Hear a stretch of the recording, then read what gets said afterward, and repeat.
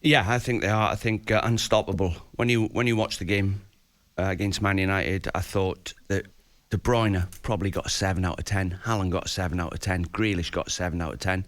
But up steps Gundogan. Magnificent 2 goals. Great strike, the first one. And like all good top level of sport, they can win without being at their best. And they just sort of cruise to victory. I thought Man United done okay. Goalkeepers chucked one in. He should have... Do you know what? As a manager, what used to annoy me? Goalkeepers who didn't dive. So why have you not dived? There's no excuse, is there? He's been warming up on the pitch for half an hour, diving everywhere, and gets caught out after 10 seconds. Was it 10 seconds? About 12. I would like to ask him, tell me why you've never dived. Did you not expect a shot or something? It's a cup final. I think that's it. We had Bozzy on earlier on, and Bozzy said he doesn't think he thought he was going to hit it on the volley. So I go, what do you mean you don't think? Right, what? So as you stand in the goal, right? Man City are coming towards you. Are you not expecting a shot or something? Like, what are you doing? Are you having a cigarette? Or what are you doing reading the paper? Like, dive. At least make the effort. And do you know where that stems from? Bosnich. Mark Bosnich. When I was at Villa, right, I used to watch him training, and he had like his arms seemed like they were longer than everybody else's, and he used to get to things, ridiculous saves. And he used to say, Mark Bosnich used to say, you'd be surprised how many you save if you dive, even if you think they're already in. There you go.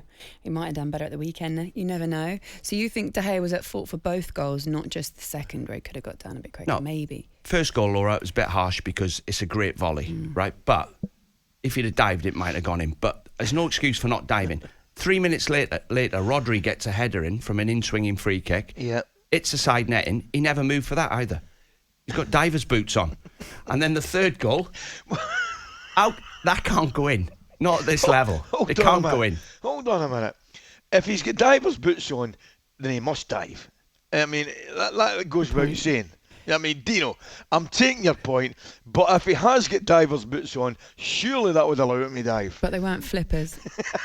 Unless he's trying to... We're going to talk about that later. I think the fella who went to the bottom of the sea for 93 days, perhaps De Gea's thinking, I'll go to the bottom of the sea for 93 days.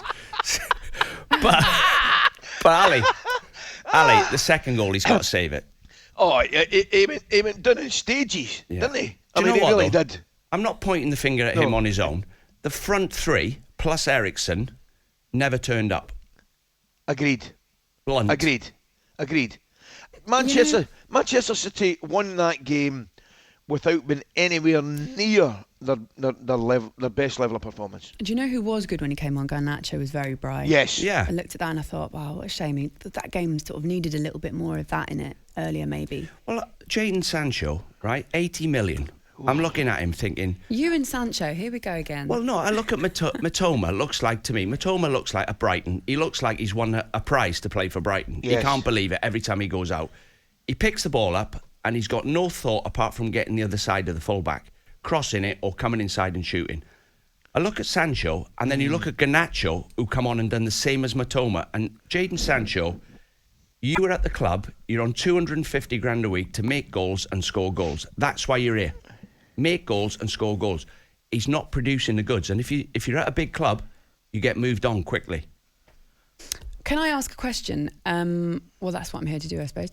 Jack Grealish for the handball. Ali was in commentary and said never handball. What do you think? It's a joke. That is like the ball's going over his head. I know what people are going to say next. Yeah, but the law says if the ball hits you on the hand, well, whoever sat in that room round a table and agreed to make a law that no matter where the ball hits you, it's a penalty, because they've obviously not jumped for a header at the back post, because Jack Grealish's arm, if he doesn't move his right arm round, he lands on his face. Yes. So it's just human nature that it's balance. He wasn't even looking at the ball. He's headed it into his fingers. Point blank range.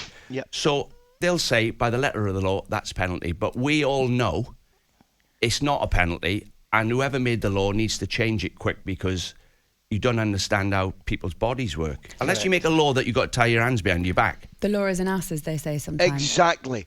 They're actually making people put their hands and arms in an unnatural position. They're actually asking you to put your hands and arms in an unnatural position. Well, Ali, if you're coaching Jack Grealish and you say, Jack, look at this penalty you give away, right? What would you say to him? Because he'll do it again next week. Of course.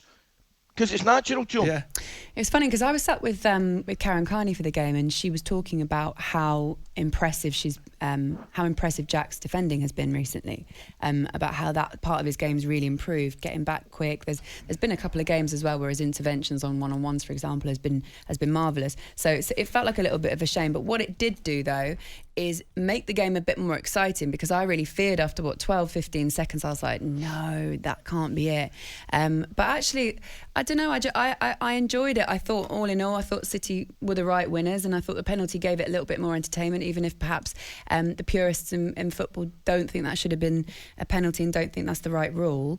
But City did it, and City will go on now potentially to do the treble. And that is what we would love to know from our listeners this morning. Does it feel inevitable? Because they play with this belief, don't they, at the moment, and with this confidence. Is there anything that can be done to stop them? 03717 22 3344. Would you be happy to see it as well? Does this team, one of the best Premier League teams that we have seen in a generation, in the era of the Premier League and perhaps back, does this team actually deserve it? And would you be happy to see that for them? talkSPORT Breakfast with Laura Woods. Monday to Wednesday mornings 6 till 10. On AM, on DAB, via the talkSPORT app and on your smart speaker. talkSPORT.